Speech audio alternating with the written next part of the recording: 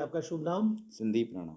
जी, ये NH-07 पर जो आपने धरना दिया था कि यहाँ के जो आसपास के गांव लगते हैं जो इस टोल से गुजरते हैं, बरवाला टोल जिसको जिला पंचकुला में जो बना है नया, अभी मेरे ख्याल से साल भी नहीं लगा है।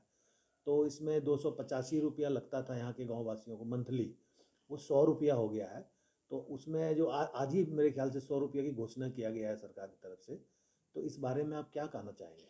ऐसा है, पहले तो मैं आपका धन्यवाद करना चाहता हूँ जो आपने इतनी रात को हमारी आवाज़ जनता तक पहुँचाने का काम किया। आज से तकरीबन 2 साल पहले 9 मार्च 2020 को जी। हमने जब ये जलोली टोल चालू हुआ था, तब हमने जलोली टोल पर बंदों को इकट्ठा करके यहाँ पर हमने एक धरना दिया था।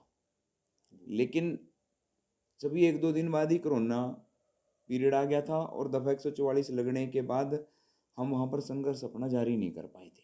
उसके बाद किसान आंदोलन की वजह से ये पूरा ही फ्री हो गया था। अब किसान आंदोलन ख़त्म होने के बाद जब ये टोल दोबारा चालू हुआ है जी। तो उस हमने दोबारा अपना संघर्ष जारी किया। हमने पहले ज्ञापनों का दौर चलाया जो एक चैनल था। जी। उस चैनल के थ्रू हमने पहले टोल मैनेजमेंट को ज्ञापन दिया, फिर हमने डीसी साहब को ज्ञापन दिया 27 जनवरी को, फिर हम NHI वालों से मिले जो हमारे टोल एक समिति थी।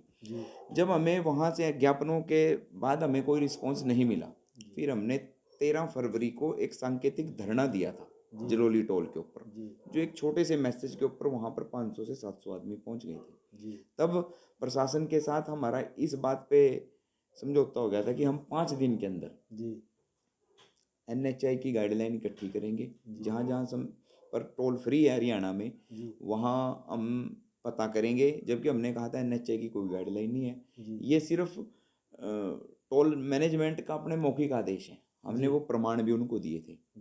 5 दिन बाद भी जब कुछ नहीं हुआ ना, तो हमने 27 फरवरी एक महापंचायत रखी थी। 27 फरवरी की महापंचायत में 4-5 गाँवों के लोग वहाँ 2000 से ज़्यादा एकत्रित हुए थे। उस महापंचायत ने प्रशासन को हिलाने का काम किया, टोल मैनेजमेंट को हिलाने का काम किया। उस महापंचायत के बाद डीसी साहब ने हमें बताया कि जब मिलने के जो हमें आश्वासन दिया, वहाँ के जो अधिकारी आए हुए थे कि डीसी साहब से आपकी कल को मीटिंग करवाएंगे और इस टोल को 100% फ्री करवाएंगे। जब हम अगले दिन डीसी साहब से मिलने गए, डीसी साहब ने सबसे पहले तो धन्यवाद किया कि आपका हम धन्यवाद करते हैं कि इतनी यूथ वहाँ पर इकट्ठा होने के बाद भी आपने कोई अराजकता नहीं फैलाई, आपने कोई वहाँ पर मतलब जाम की स्थिति पैदा नहीं होने दी। और फिर डीसी साहब ने हमें आश्वासन दिया था कि हम टोल मैनेजमेंट को आपके सामने बिठाएंगे, एक तरफ से आप पकड़ लेना, एक तरफ से मैं पकड़ लूँगा, निचोड़ देंगे उनको। ये डीसी साहब ने उस दौरान हमें कहा था।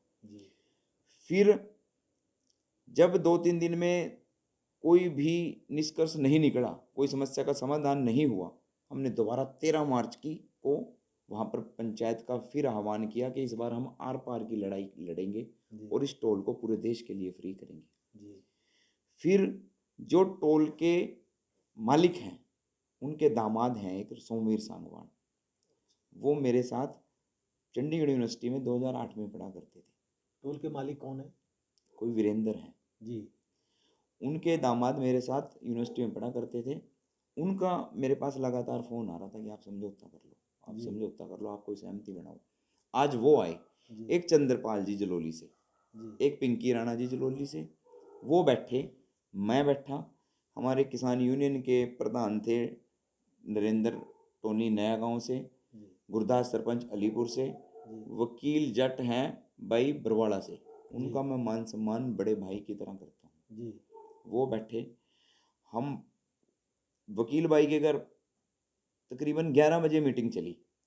11 बजे मीटिंग होने के बाद 12 बजे के करीब हमारा समझौता हो गया। हमारी सहमति बन गई कि 3 रुपये 33 पैसे प्रतिदिन के हिसाब से मासिक पास बनाया जाएगा। उन्होंने कहा हमारी चोरी बच जाएगी इससे। जब पंचायत के अंदर कोई बैठते हैं तो बुजुर्गों की और पंचायत की माननी पड़ती है, क्योंकि पंचायत एक ऐसी चीज़ है जहाँ पर कत्ल के भी मुकदमे हो जाया करते हैं। हमारी सहमति हुई, हम वहाँ से उठे। चाय पानी पीने के बाद 1 बजे मैंने अपनी व्हाट्सएप के स्टेटस पे भी, अपने ग्रुपों में भी ये पोस्ट डाल दी थी कि हम 4 बजे प्रेस कॉन्फ्रेंस है, हम वहाँ प्रेस कॉन्फ्रेंस करने के बाद जीत के लिए लड्डू बांटेंगे और खुशी जाहिर करेंगे। 1 बजे की मेरी पोस्ट के बाद मतलब जो हमारे यहाँ के पार्टी के बीजेपी के जो नुमाइंदे हैं, जो कुछ मैं तो कहूँगा तुच्छ व्यक्ति हैं, उनकी मानसिकता, उनकी राजनीति इतना गिर गई। आप किस पार्टी से ताल्लुकात रखते हैं? मैं जेजेपी से ताल्लुकात रखता हूँ, मैं जननायक जनता पार्टी का हल्का अध्यक्ष हूँ पंचकुला।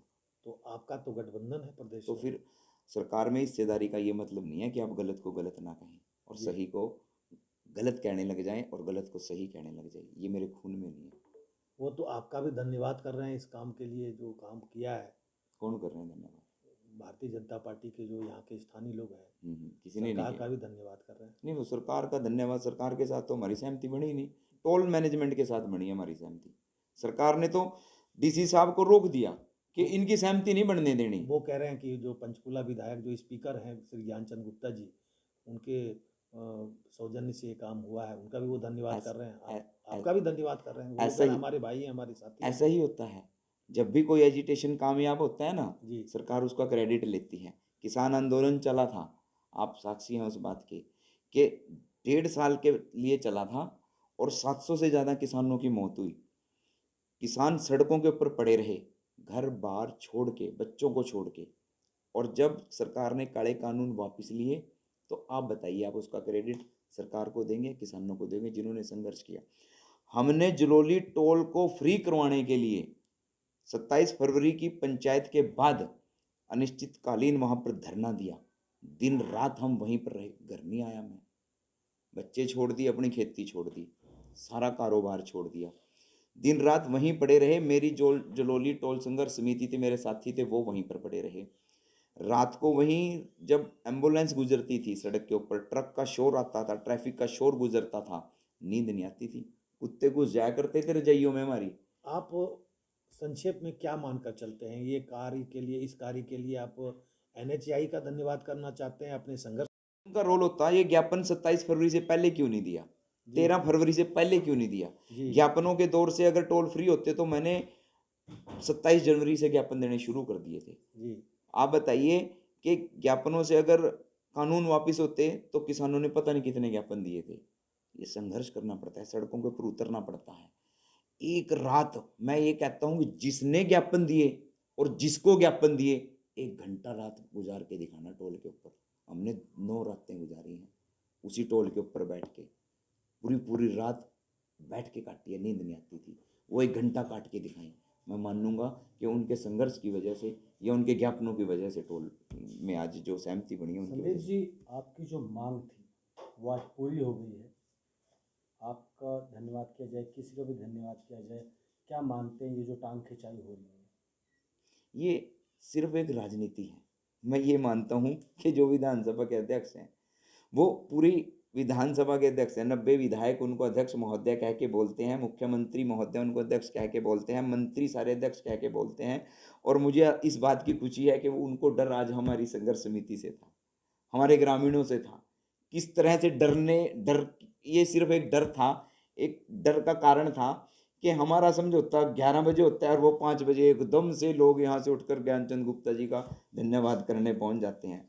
ये इसमें हम अपनी विजय समझते हैं कि हमने जंग यहाँ भी जीती और उनके दिमाग में और उनके जहन में एक डर पैदा किया। तो संदीप जी, किसका आप धन्यवाद करना चाहेंगे? अपने सारे साथियों का, अपने बुजुर्गों का, जो साथी नौजवान साथी वहाँ पर बैठे, जिन्होंने मुझे ना जिस टाइम 27 फरवरी को जब मैं बैठा था वहाँ पर, जब मुझे घेरने की कोशिश करी गई, तब एक वो शख्स था वकील सिंह बरवाड़ा से, जिसने मेरी पीठ के ऊपर हाथ रख के ये कहा था कि संदीप यहीं तंबू गाड़ देंगे और यहीं बैठेंगे।